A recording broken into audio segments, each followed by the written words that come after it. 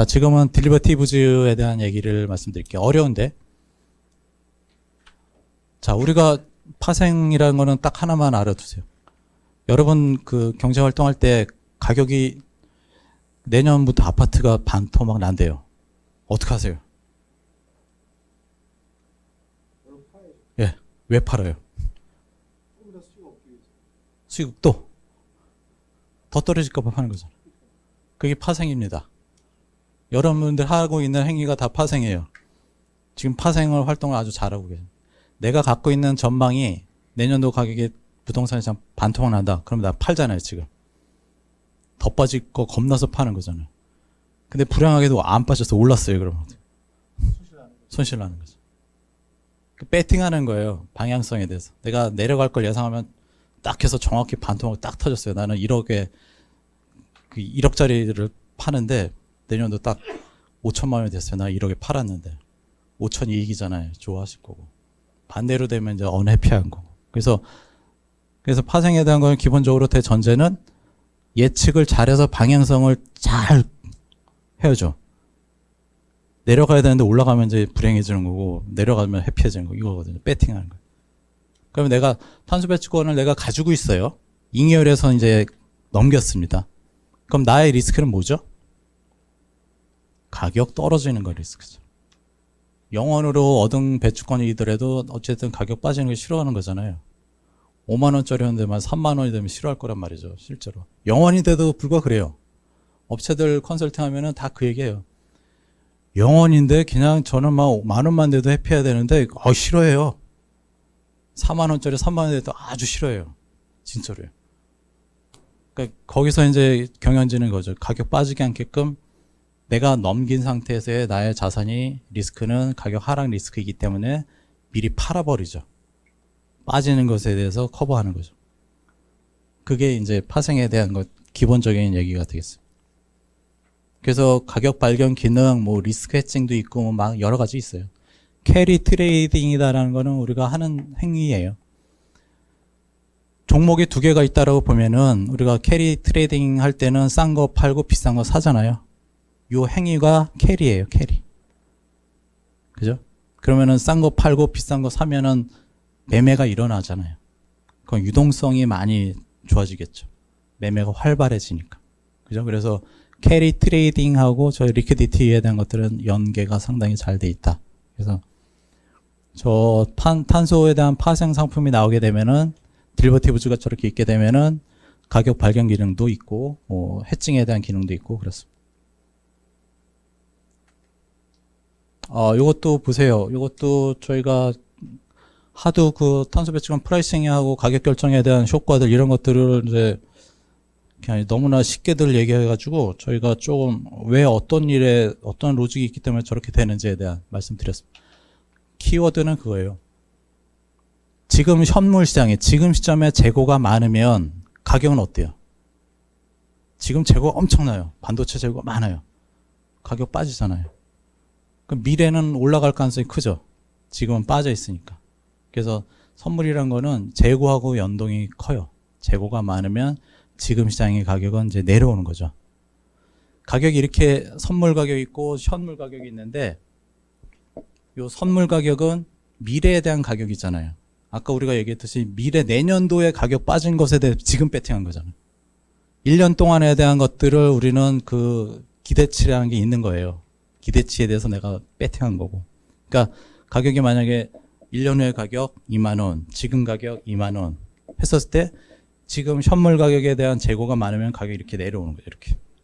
마치 선물이 비싸진 것처럼 보이는데 사실은 재고가 많아서 현물 시장의 가격이 내려와서 비싸진 거지 얘가 올라간 거 아니거든. 그 얘기입니다. 그래서 이해를 그렇게 하셔야 되고 가격 발견에 대한 기능. 요거는 저희가 프라이싱에 대한 얘기인데 상당히 어떤 금리하고 뭐 이런 것들이 많아요. 파생을 이해하실 때는 금리를 잘 이해하셔야 돼요. 하나만 얘기해 볼까요? 제가 우리는 계속해서 선물을 터치할 때 1년 후, 2년 후 미래에 대한 그 기간이 있는 거예요. 1년짜리 만기, 5년짜리 만기 이런 게 있어요. 그러면은 지금 10,000원이라고 그래요. 지금 10,000원이 있어요, 제가. 10,000원이 있으면은 1년 후에 나는 1%다. 그러면은 11,100원인가요? 은행에 넣게 되면. 그죠? 나는 그 10,000원을 은행에 1년짜리에 넣으면 11,100원이 되는데, 그럼 내가 1년 후에 그거를 사게 된다라는 거잖아요. 예금을 할지 아니면은 선물 시장에서 11,100원짜리 이상의 것을 살지. 만약에 선물 시장이 1,200원을 준대요. 그럼 나는 1,200원짜리 하죠. 그죠? 1,100원짜리는 이게 예금하면 되는 거고, 내 10,000원을 선물 시장에서 선물로 해서 투자할지 아니면은 예금으로 할지 이 고민이거든요. 내가 투자할 때. 그러면 적어도 선물 가격은 1,100원이 돼야 돼요. 그죠? 똑같아야 돼요. 최대한. 근데 얘가 1,200원 되면 나는 무조건 예금 안 하고 선물 투자하는 거죠. 그러니까 내가 돈에 대해서 이자에 대한 것들이 어디가 더 많이 보장해 주냐. 이것이 나의 그 선물할지 예금할지에 대한 투자 디시전 결정 포인트가 되겠죠. 그래서 그 얘기는 뭐냐면 금리라는 게 아주 제일 중요하다. 그래서 금리가 높으면 미래에 대한 가격도 높아지고 그렇습니다. 그래서 이런 게 있고요. 이거는 그냥 좀 어려운데 제가 나중에 기회 되면 한 번 더 설명할게요. 해칭에 대한 얘기. 해칭에 대한 거는 아까 얘기했듯이 우리가 자산을 갖고 있는데 가격 하락 리스크가 있기 때문에 그걸 이제 미리 팔아버려요. 그죠? 이거는 제가 탄소 배출권 하나 갖고 있는데 여기서 이제 딱 갖고 있는데 이제 가격이 계속해서 이제 왔다 갔다 하다가 이제 쭉 내려와요. 그죠? 그럼 저기 몇 프로 거예요? 한 68%좀 터지는 거죠. 가격이 쭉 떨어져. 그럼 내가 여기서 매도 포지션을 걸어버려요. 매도. 비쌀 때 파는 걸로 해서. 그래서 매도 포지션이 이제 한 개를 내가 갖고 있는데 매도 포지션을 한 개가 1개를 매도한 게 아니라 1.2개를 매도시켜 버렸어요. 0.2개 더 매도했어요. 그럼 나는 내려간 거 커버하고도 20개만큼 0.2%만큼 더 수익을 보는 거죠. 더 많이 팔았기 때문에. 만약에 내가 100을 했으면 얘 한 개 가진 것으로도 내가 선물 매도를 한 개 치게 되면은 정확히 손익은 0이에요. 그죠? 한 개 똑같이 팔았으니까. 갖고 있는 것에 만큼 수량 똑같이. 근데 1.2개를 팔게 되면은 손익이 플러스로 반전시켜버려, 이렇게. 68% 터지는 게 12% 이익이 돼요. 저거는 해볼만 하지 않으세요? 그럼 저거 하면은 대표님은 좋아하실 것 같아요. 68% 마이너스였는데 플러스로 바꿔 있으니까.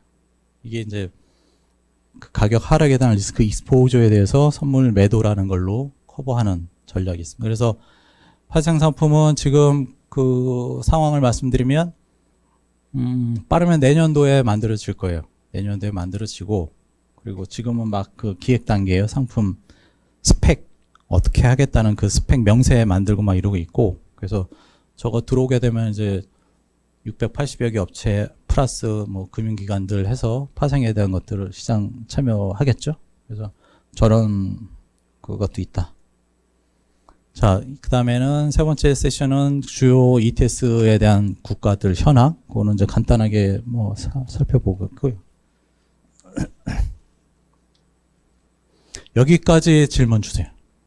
여기까지.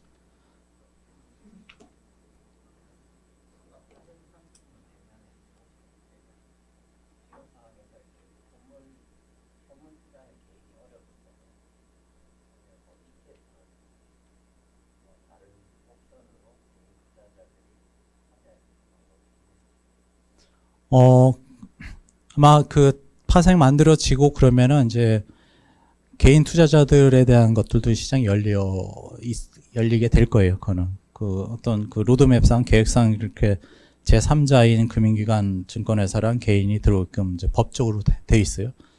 2025년 안에 하게끔 돼 있습니다. 그래서 뭐 마지막 해 할지 뭐 24년도 할지 그건 이제 정부의 의지이고요. 그리고 ETF라는 것들도 말씀드렸는데, 만약에 파생 상품이 있고 막 이러게 되면은 증권회사들이 리스크 관리할 수 있는 그 툴들이 생기기 때문에 그런 것들을 만들어내기 아주 좋죠. 지금 같은 상황에서는 리스크 익스포저가 크잖아요. 아까 변동성 막 크잖아요. 그걸 관리할 수 있는 리스크를 핸들링 할 수 있는 툴이 없거든요. 그러니까 못해요. 그래서 이제 이게 들어오게 되면 이래저래 여러 면으로 우리가 투자할 수 있는 금융 상품들도 많이 나오게 되고, 근데 지금 목화 시점에서 만약에 이쪽을 하겠다라 그러면은 유럽 시장에 대한 ETF는 있어요. 그거는 저희가 많이 투자하는 종목 중에 하나인데 1,500원까지 갔다가 지금 한 800원쯤 돼 있습니다. 그래서 그것도 이제 제가 외부에서 유튜브 나가서 이렇게 하다 보니까 증권회사는 한번 방향을 잡으면 그냥 가는 걸로 얘기들을 많이 해요. 90유로 막 되고 막 그러니까 뭐 어디서 뭐 100유로 나오고 120유로 갑니다 막 그러잖아요. 우리 개인 투자는 막 따라 했단 말이에요. 샀단 말이죠. 근데 아까 얘기했듯이 이쪽 시장은 과징금이라는 게 있어요.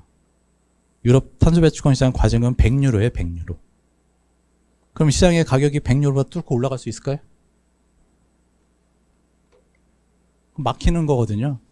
아니 내가 시장에서 뭐하러 100유로, 120유로에 사요? 100유로 과징금 먹지. 그러니까 그런 어떤 잘못된 그 디시전들이 막 있으면 우리가 투자할 때 그냥 뭐 이게 막 50유로짜리가 막 70유로가 막 가니까 그냥 100유로 가는 걸 막 방향성을 잡고 막 그러는데 절대 그렇지 않아요. 그래서 유럽을 투자하든 대한민국을 투자하든 그 투자 전에 이 제도에 대한 것들을 잘 살펴야 돼요. 그럼 100유로 절대 안 갔죠. 98유로에서 이제 막히고 또 내려왔다가 다시 또 올라갔다가 또 이거거든요. 그러니까 거기서 갇혀 있는 상황이죠. 그래서 우리가 ETF도 다 좋은데 어쨌든 그런 제도적인 것들을 면밀히 잘 살펴서 대응하는 게 맞아 보이죠. 또 지뢰 있어. 요거는 간단하게 말씀드릴게요. 유럽은 31개 국가가 하나의 유닛으로 해서 만들어져 있습니다. 얼마나 큰 시장이에요, 이게. 그죠? 31개 국가죠. 31개. 영국은 작년인가요? 블랙시트 하면서 이제 탈퇴했고요. 그 전에는 있었다가 이제 빠져나가고, 영국 자체 그 UK ETS라고 따로 이제 운영이 되고 있고, 어쨌든 여기는 31개 국가가 돼 있습니다. 여기서 제일 뭐라 그럴까? 갑이라고 그럴까요? 31개 국가에서 제일 갑인 국가가 어딜까요? 네, 독일입니다. 독일의 이름. 그래서 독일이 요새 그 러시아 우크라이나 사태 터져 신던 이유가 독일이 천연가스부터 석탄 그게 많이 써요. 가스는 러시아로 갖고 오고 석탄은 자체 매장이 있어서 석탄 이제 채굴해서 쓰는데 메인이 되는 게 그래도 천연가스인데 그쪽에서 러시아가 이제 딱 하니까 이제 얘네 힘든 거죠. 그래서 그리고 독일이 저쪽에 포션이 워낙 크다 보니까 배추권 거래제나 뭐 정책금리, 유럽의 정책금리나 이런 거 정할 때 유럽의 입김이 제일 크게 작동돼요. 즉 유럽이 모든 걸 거의 결정한다. 근데 그 대신에 그 밑에 산하 조직은 이제 뭐 이탈리아, 프랑스 이런 좀 그 밑에 단에 있는 분들이 의장을 맡거나 하면서 이제 운영이 되고 있죠. 그리고 우리가 계속해서 얘기했다시피 요거는 이제 잘 안 보이는데 요거 저머니가 1등, 요 두 번째가 프랑스쯤 돼요. 폴란드가 랭킹이 저렇게 한 5번째인데 폴란드는 석탄 발전은 무지만이에요. 얘네들은. 그래서 배출이 많다. 그리고 이런 섹터에 대한 유럽 ETS에 대해서의 섹터는 여전히 유틸리티 전력시장 쪽에 대한 포션이 크죠. 37%. 예전에는 저거 한 40%가 넘었는데 신재생 막 하면서 이제 많이 비중이 줄었죠. 근데 하나의 어떤 시장에서 어느 업종이 어떤 주체가 뭐 30-40%에 근사한다라고 그러면은 가격 결정권은 걔네들이 다 가지고 있어요.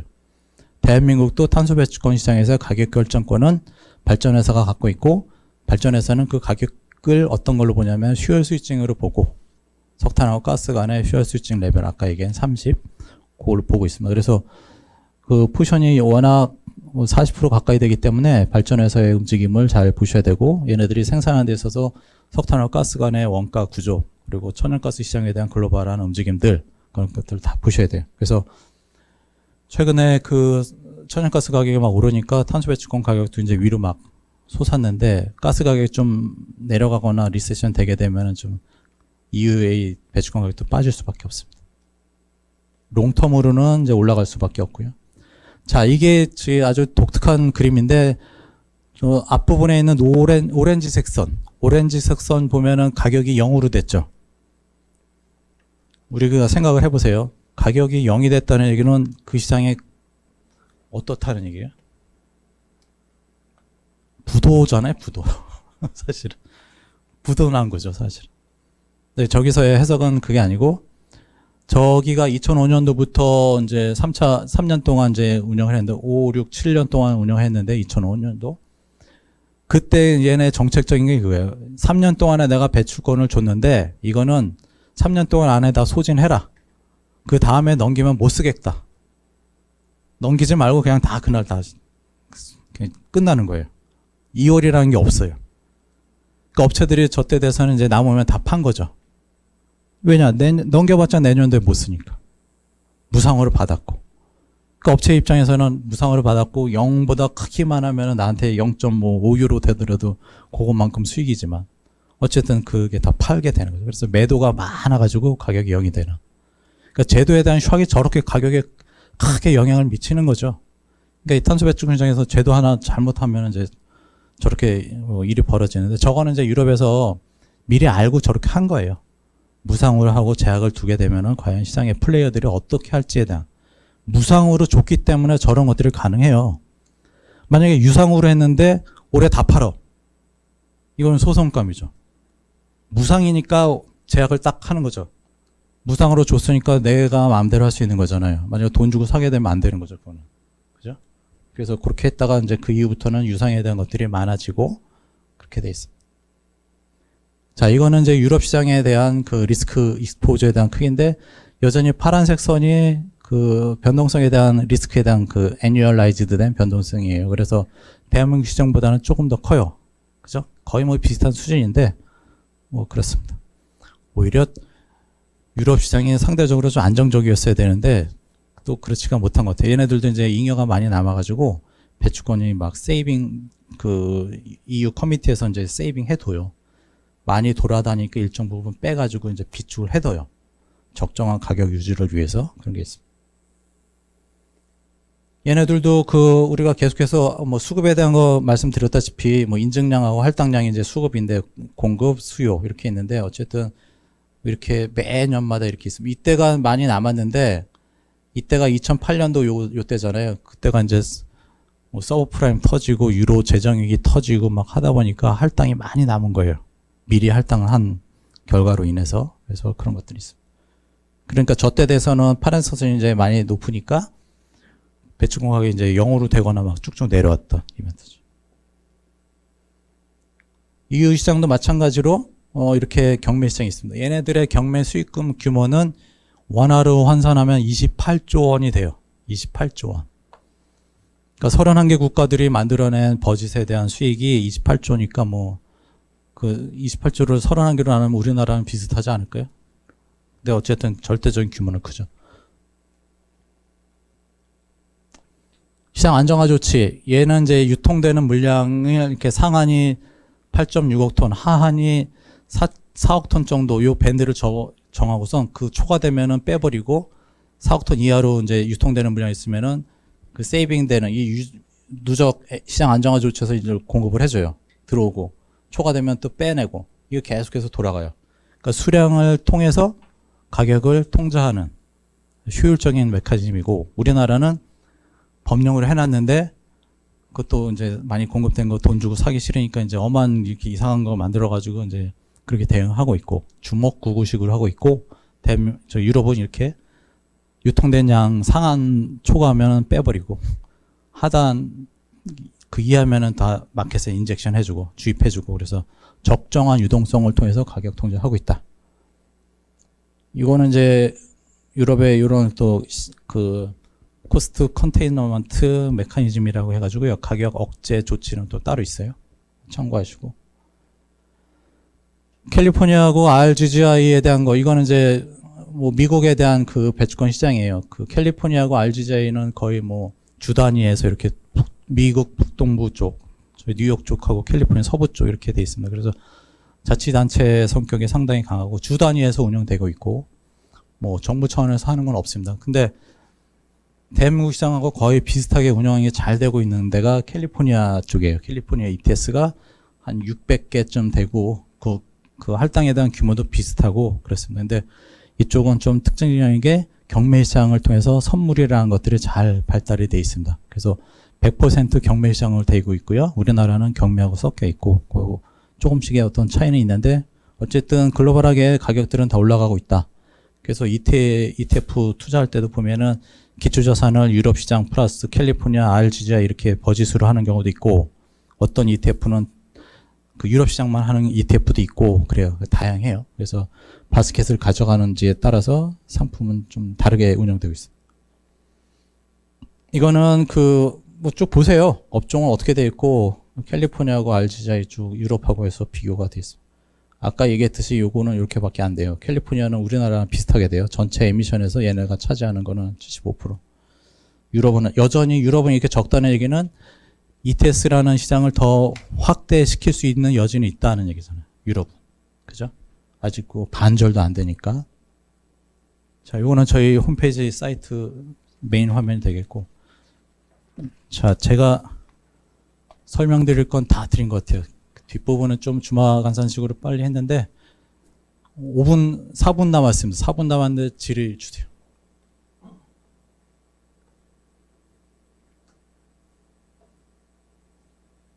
오늘 수업을 하시는 그 목적 자체가 이걸 소개하시는 겁니까? 아니면 파생 시장도 있으니까 그만큼 기회를 가지라는 그런 뭐 건가요? 다죠. 이쪽 시장을 우리 중소업체들도 대응해야 되고 네. 그리고 시장을 알아야 되겠고 그리고 또 이쪽 시장을 통해서 우리가 온실가스라는 것들을 투자를 해서 줄일 수 있으면은 그걸 팔아서 수익원이 될 수 있고 회사의 경영에 플러스가 되는 부분도 있고 그리고 글로벌한 스탠다드 방향성이 이렇게 가니까 우리도 준비해야 되고 그리고 더 나가서 파생이라는 것들이 뭐 어렵지만 어쨌든 유럽 시장이나 다 대부분의 시장들이 다 파생으로 운영이 되고 있어서 알아두시면 좋을 것 같다라는 취지가 되겠고 그리고 그래도 파생 상품 같은 경우는 특히 리스크라는 게 일반인이 알지 못하는 또 엄청난 리스크들이 또 존재하고 있지 않습니까? 함정이라는 이런 것들이. 근데 그런 것들을 하려면 어떤 전문가랑 같이 그쵸. 관련해서 그게 이제 우리 지금 대표님이신가요?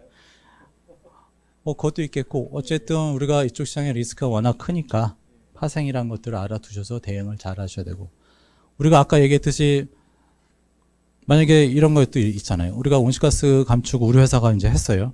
그 김대리 우리 이 프로젝트의 온실가스 줄이는 원가가 얼마야? 라고 해서 딱 하니까 25,000원이에요. 딱 그랬는데 시장 가격도 25,000원이에요. 똑같아요. 그럼 투자해야 돼요? 안 해야 돼요? 그건 대표가 알아서 해야 될 거예요. 똑같은. 근데 불행하게 1년 후에 보니까 시장 가격이 5,000원이 됐어요. 그럼 그 사이에 우리는 25,000원짜리 프로세서를 열심히 하고 있는데 1년에 가격은 5,000원이 됐어요. 그러면 2만 원 손해잖아요. 그 가격 하락 리스크를 파생을 통해서 커버해야 된다는 얘기예요. 그러니까 프로젝트 할 때 리스크가 워낙 큰데 그걸 안 해놓고 하게 되면은 2만 원에 대한 것들을 여러분들이 그 부담으로 짊어지고 프로젝트를 해야 되나 말아야 되나 엎어야 되나 이런 고민이거든요. 그래서 파생에 대한 것들이 여러분들이 어떤 온실가스 감축 투자할 때 반드시 가격 하락 리스크에 대해서 커버하고서 들어가야 돼요. 그렇지 않으면은 2만 원에 대한 책임을 물어야 되니까. 그게 리스크 하죠. 예. 예.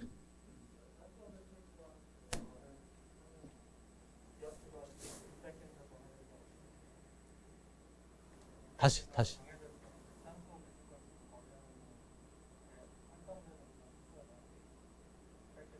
684개로 예.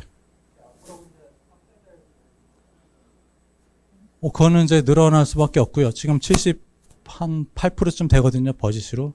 그러면 한 뭐 20몇 프로는 더 늘어날 가능성이 있고요. 그리고 목표 관리제라는 게 그 서브 컨트랙트로는 있긴 있어요. 12만 5천 톤 말고 그보다 적게 있는 업체들을 대상으로 목표를 이제 이행할 수 있게끔 하는 그 트랙이 두 가지가 있어요, 사실. 근데 이제 그 다음으로 만약에 이걸 확대하게 되면은 건물 부분 있잖아요, 건물 부분. 빌딩들 높은 거 있잖아요. 그거 에너지 많이 쓰거든요. 그 부분에 대해서 이제 건물 업종을 이제 넣을 수도 있고. 그래서 가면 갈수록 어쨌든 할당 업체 수는 늘어날 수밖에 없습니다. 그래서 뭐 1,000개까지 얘기가 되고 있는 것 같아요. 더 늘리겠다. 그럼 시장 참여자가 많아지면은 뭐 이제 좋죠. 시장은. 없으면은 나머지 질문은 메일로 주세요. 예, 고맙습니다.